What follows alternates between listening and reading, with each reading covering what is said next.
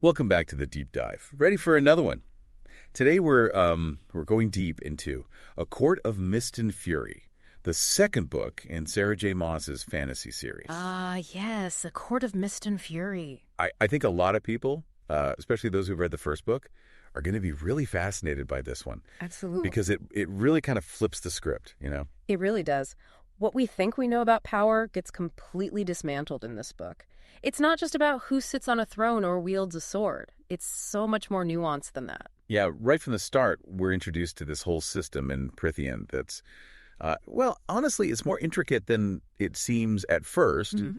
You've got the High Lords, obviously, ruling their respective courts. Right. But then there's this other layer of authority, the High Priestesses. It's almost like a dual system of governance, isn't it? Yeah, and it makes you wonder who really holds the power, Well, and what does power even mean in this world? The High Lords, they represent that traditional kind of power, often patriarchal. Right. But then you have the High Priestesses, chosen by this mysterious entity, the Cauldron. They have this spiritual, almost mystical authority. So right away, Maas is setting up this tension between those two forces. And then you bring in Feyre, our protagonist, who's human. She's engaged to Tamlin, the High Lord of the Spring Court, and everyone keeps calling her High Lady.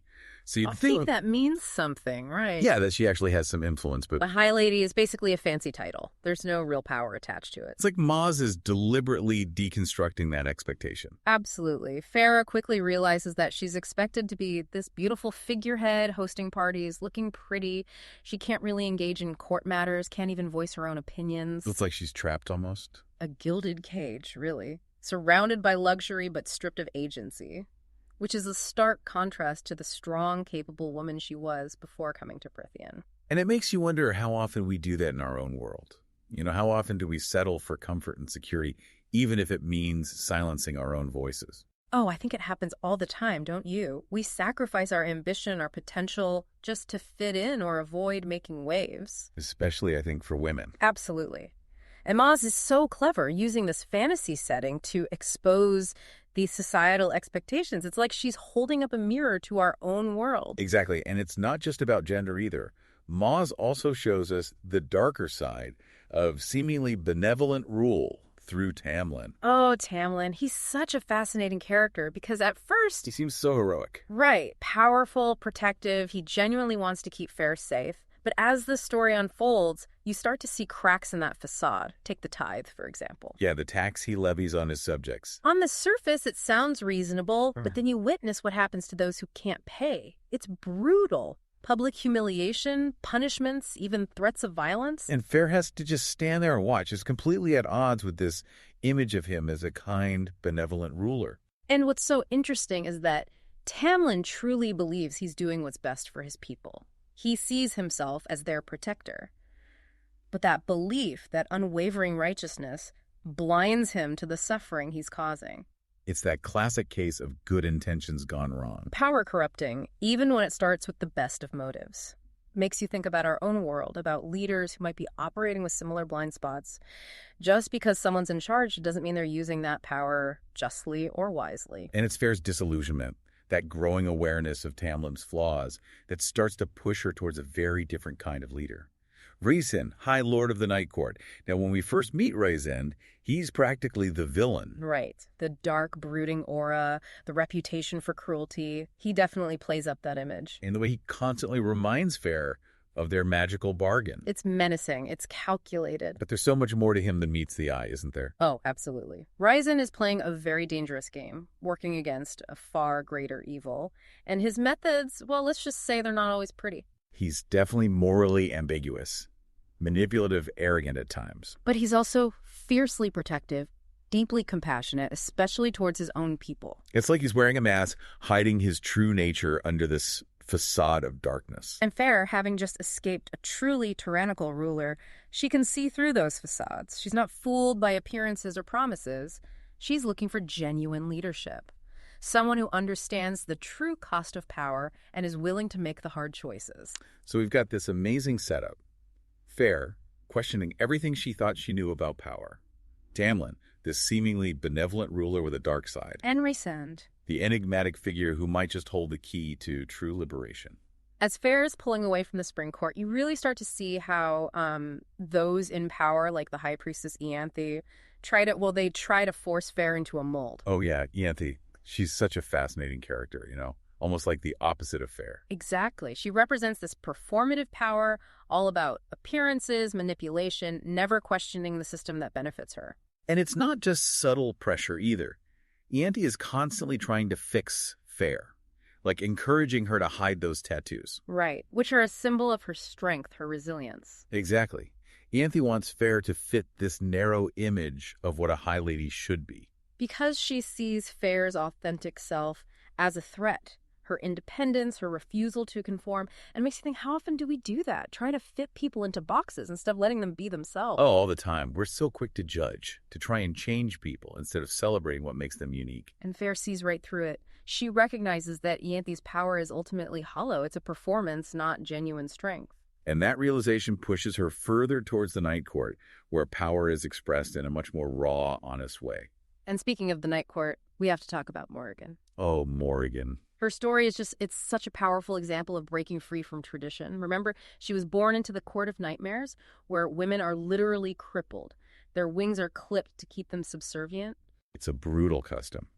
It highlights just how far some will go to control female power. But Mor refused to be broken. She escaped, with Rhysand and Cassian's help, found a new home in Velaris where her strength is celebrated. It's inspiring, isn't it? She doesn't let her past define her. Exactly. She uses her experiences to empower others. Shows Feyre that it's possible to create a life on your own terms. I think it resonates with that deep human desire to break free from the roles society tries to impose on us. And it's not just Mor. Cassian and Azriel, they also challenge Feyre's ideas about power. They represent this raw strength that at first seems intimidating. It's because they come from a warrior culture. Their history is filled with violence, brutality. Right, but as Feyre gets to know them, she sees that their strength is also tempered by compassion, by loyalty. They've both experienced unimaginable horrors, both in their upbringing and in their service to the Night Court. Cassian, ostracized, forced to fight for everything he had. And Azriel, carrying this burden of darkness and pain that few can comprehend. But they both choose to use their experiences to protect others. Their loyalty to Rhysand isn't out of fear or obligation. It's respect. It's a shared understanding of sacrifice. They show Feyre that true power isn't about brute force, but about channeling that strength to defend the vulnerable. And it's that unwavering support, that willingness to put others first, that draws Feyre to them. She sees that in the face of a threat like Hybern, she needs allies she can trust. Allies who understand the true cost of freedom. And then there's the Cauldron. The Cauldron, the source of so much magic, so much mystery. It chose the High Priestesses, right? Mm-hmm. And it has this power to reshape the world. But its true nature, it's still this big unknown. And that's what makes it so dangerous, especially with Hybern trying to claim it. Because he wants power, control. And if he harnesses the Cauldron, the consequences for Prythian would be devastating. And that's where Feyre's abilities become so crucial. Not only is she a warrior, she's a curse breaker, which means she has this unique connection to the Cauldron. She might be the only one who can stop Hybern. The only one who can protect the Cauldron. It's a huge responsibility, especially when she's still dealing with everything that happened with Tamlin, the betrayal from the Spring Court. Yeah. And then her feelings for Rhysand. They're far more complicated than she wants to admit. It's one of the things I love about Maas's writing. She doesn't shy away from those messy human emotions, even in a fantasy setting. Feyre's journey isn't just about fighting enemies or magic. It's about confronting her own vulnerabilities, her desires, learning to trust herself. It's a reminder that true strength isn't about suppressing our emotions, but about acknowledging them, embracing them, and using them to fuel our passions, our convictions. So we've talked about Velaris, Rhysand's hidden city, but I think we need to really dig into what it represents and the sacrifices he made to protect it. Yeah, Velaris. It's more than just a city, isn't it? It's a symbol of hope, a refuge from all that tyranny and oppression. But maintaining that sanctuary, well, it came at a huge cost to Rhysand. It's not just about physical protection either. He shielded his people from Amarantha's mental manipulation for decades.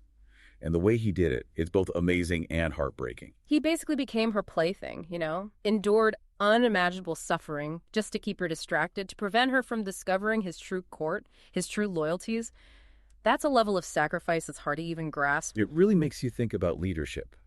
what it truly means to protect those you care about. It's not always about strength or authority, is it? It's about that willingness to endure pain, to bear those burdens for something greater than yourself. It's a stark contrast to Tamlin, isn't it? Tamlin wants to protect Feyre, but by controlling her, keeping her safe within those walls. Rysand understands that true strength is about empowering others, giving them the freedom to fight their own battles, even when it's terrifying. He sees Feyre's potential, and he encourages her to embrace it, even when it means letting her go, trusting that she'll find her way back to him. And it's that trust, that respect for her that ultimately wins her over. It's a beautiful message about love and relationships, too. True love isn't about possession. It's about supporting each other's growth, challenging each other, standing side by side as equals. But we can't forget about the war, right? Hybern's still out there, and he's getting stronger. As Feyre and Rhysand prepare for this inevitable confrontation, they know they have to unite the courts. And this is where Feyre truly steps into her role as Rhysand's mate, as High Lady of the Night Court. And she does it with this grace and ferocity. It's incredible. She challenges traditions, speaks truth to power, uses her cunning and compassion to win over allies. It's just amazing to see her grow as a leader. She even impresses Amren, and Amren is ancient, powerful, and cynical. But she sees something in Feyre, a spark of defiance, a willingness to fight for what's right. It shows you that even those who have seen the worst of the world can still find hope. And then there's Feyre's family, her sisters, Nesta and Elaine. They're brought into Prythian, and each reacts in such different ways. It adds this whole other layer to Feyre's journey, doesn't it? Trying to protect them, but also allowing them to make their own choices. It's such a realistic portrayal of family. Even the strongest bonds can be tested. But ultimately, it's that love, that loyalty, that gets them through. And then, of course, the showdown with Hybern, the attack on Valeris. It's unlike anything we've seen before. A true testament to the strength of the Night Court. And to Feyre's growing power. It comes at a cost, doesn't it? Losses, sacrifices, the realization that this war, it's far from over. And then there's the betrayal. Tamlin, manipulated by Hybern, he turns on Feyre, hands her over to the enemy. It's such a brutal moment. And it forces Feyre to confront all that rage and pain she's been holding inside. But even in captivity, she doesn't give up. She uses her intelligence, plays along with Hybern, while secretly working with Rhysand. It's a daring rescue. The climax of the book is just breathtaking, full of twists and turns, heart-stopping action. And Maas doesn't shy away from the reality of war, but she also shows us the power of hope, of love, of the human spirit. A Court of Mist and Fury, it's more than just a fantasy novel. It's a story about challenging our own beliefs, about breaking free from oppressive systems and finding that strength within ourselves to fight for what's right. It's a book that will stay with you, and we highly recommend checking it out if you haven't already. And if you enjoyed this deep dive, don't forget to subscribe, leave a review, and share this with your friends. We'll be back next week with another deep dive into a topic we know you'll love. So until then, keep learning, keep questioning, and keep diving deep.